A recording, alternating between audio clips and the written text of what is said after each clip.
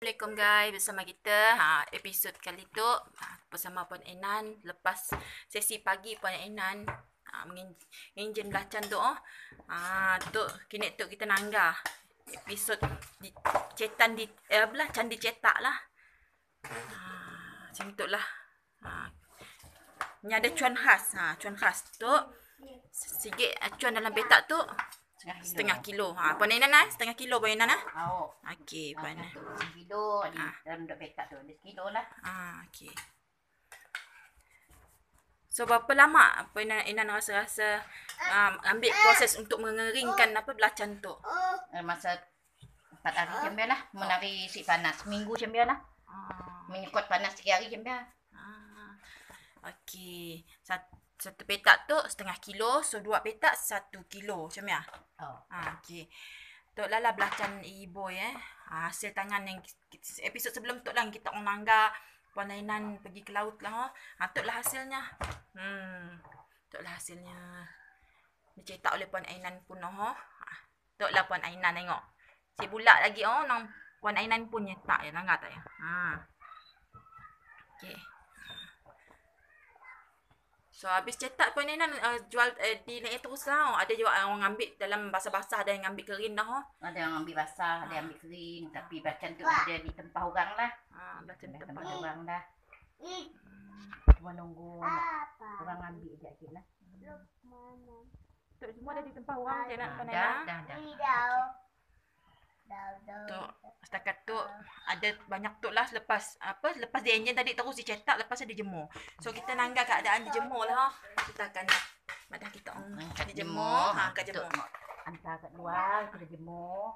Angkat macam tu lah. Tengok Puan Enan pun angkat tu dalam depan sebab kami sebab orang mau dah ambil dah kami berebut lah ambil. Puan Enan pun kau sikit tak? Okey. Sekejap. Okey.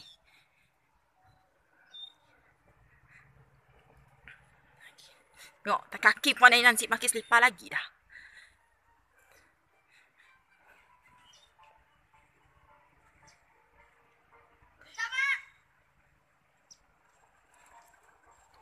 Tengok Puan Enan.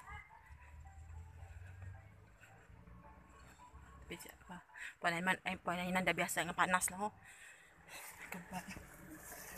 Lu bekas jemurnya juga.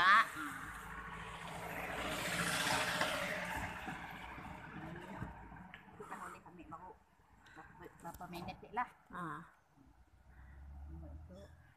Macam macam berjemur. Mun dah dikeras. Masa tu masa keadaan basah. Masa 3 jam keringnya dibalit. Dialih plastik tu. Oh, dibalik di alih plastik. Dalam masa berapa jam? 3 jam? 3 jam. 3 jam baru kering sebelah Kayak bila dah kering kita balikkan atau boleh didirikan macam ni? Belum lagi. So dibalik just dibuangkan plastik tu tok plastik. Tahu plastik apa tu kita orang guys? Tok plastik bekas beras. Bekas beras lah bersih. Daripada beras kita potong-potong macam tu. So kita semula lah. So bagus. Kita jemur dah dalam cuaca tengah hari tu guys, tangga.